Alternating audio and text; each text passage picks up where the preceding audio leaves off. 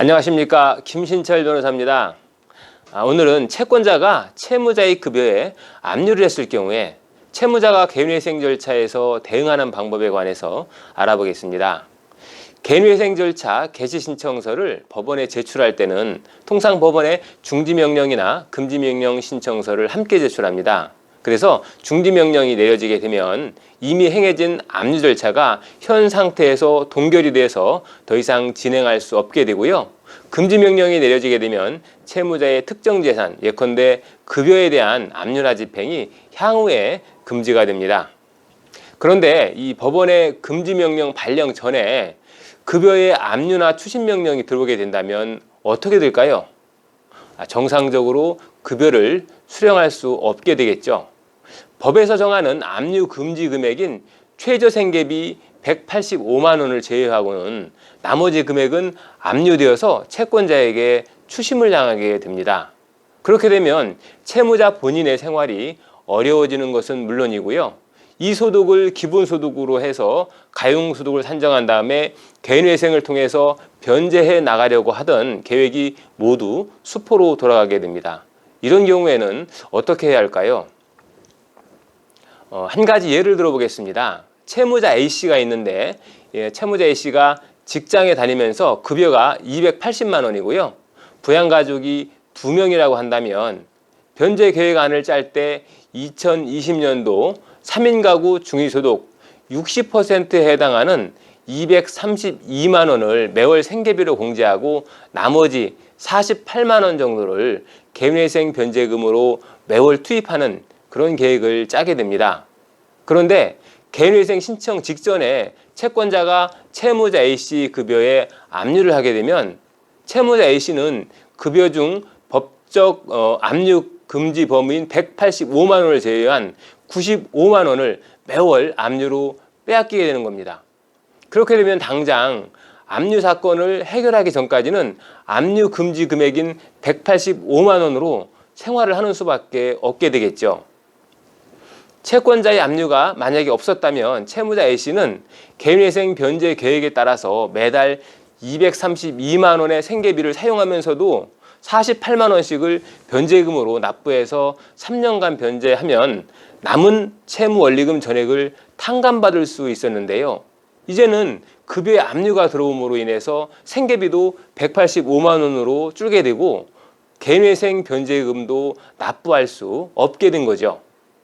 이런 경우에 채무자는 법원의 채권 압류 및 추심 명령에 대해서 중지 명령을 내줄 것을 신청하게 되는 겁니다. 그래서 법원의 강제집행 중지 명령이 나오게 되면 그때부터 압류되는 급여는 채권자에게 가지 않고 적립금액으로 보관이 되게 되고 압류는 그동안 압류되는 동안은 변제 시작일을 유예받게 되는 겁니다.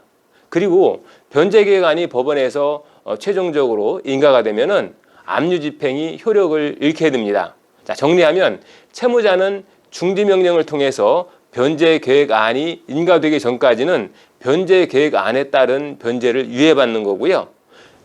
변제 계획안이 인가된 후에는 최초 도래하는 달의 어느 날에 첫 변제를 시작하게 하면 됩니다. 자, 실무상 인가되는 날에 다음 달 말일을 변제 시작일로 산정하게 되는데요. 그 이유는 압류를 해제하는 절차에 시간이 소요되기 때문입니다. 그렇기 때문에 여유를 두고 변제를 시작하기 위해서 다음 달 말일을 변제 시작일로 정하고 있습니다. 그러면 이 급여에 압류가 되어 있었던 경우에 첫 변제일에 투입되는 금액은 얼마일까요? 중지명령이 내려지면 압류 기간 동안 채권자가 적립금을 추심할 수 없고 적립금으로 모이게 되는데요. 통상적으로 회생위원들은 이렇게 압류된 적립금을 전부 개인회생 변제에 투입하도록 요구하고 있습니다. 그래서 압류된 적립금을 일시에 변제하게 되면 채무자가 향후 갚아야 할 금액은 그만큼 감소하게 되는 거죠. 앞서 예를 들었던 채무자 A씨의 경우를 보면 채무자가 개인회생 절차 개시 신청과 함께 중지명령을 신청해서 압류 집행을 중지시켰기 때문에 채무자는 법에서 인정하는 최저 생계비 185만 원의 급여로 생활하고 매달 95만 원이라는 금액은 사용자가 보관하고 있게 됩니다. 사실 이 부분 조금 문제가 있는 게요. 압류 및 추심 명령이 집행 중지가 되면 원칙적으로 압류의 효력이 중지되기 때문에 사용자는 그때부터 급여 전체를 채무자인 근로자에게 지급해야 되는 게 법리에 맞는데, 실무에서는 사용자가 이중 지급의 위협을 피할 수 있도록 하기 위해서 급여 중 일부를 떼어서 보관하거나 공탁하도록 하고 있습니다. 자, 이렇게 급여가 보관되거나 공탁되어서 변제 계획안 인가 결정 시까지 만약에 한 7개월 정도의 급여가 모였다라고 한다면 채무자 A씨의 적립금은 약 595만 원 정도가 되겠죠. 자, 이 상태에서 변제 계획안이 인가되면 압류 효력이 최종적으로 상실되게 됩니다. 그러면 사용자는 보관하고 있는 압류 적립금 595만 원 정도를 제1회 변제의 기일날 일시에 투입을 하게 되는 거고요. 그렇게 되면 제2회 기일부터는 변제 금액이 대폭 낮아지게 됩니다. 그래서 이 채무자 A씨가 개인회생을 통해서 갚아야 할 총 금액은 48만 원씩 3년간 1,728만 원 상당이었는데요. 이 중에서 595만 원을 첫 변제일에 한꺼번에 투입하게 되어서 나머지 1,133만 원 정도는 남은 기간인 35개월로 나누면은 약 33만 원인데, 이 매월 33만 원씩 매월 변제금으로 납부하게 되면 됩니다. 원래 변제 계획안에 따르면 매월 48만 원씩 갚아야 했던 채무자 A씨는 제2회 변제일부터는 매월 변제 금액이 33만 원으로 낮아지게 되는 겁니다. 채무자 입장에서는 압류 집행에 대해서 적절히 잘 대응하면 오히려 전화위복이 될 수도 있다고 하는 겁니다.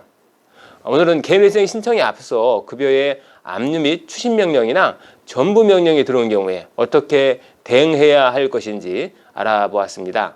다음 시간에 다시 찾아뵙겠습니다. 김신철 변호사였습니다.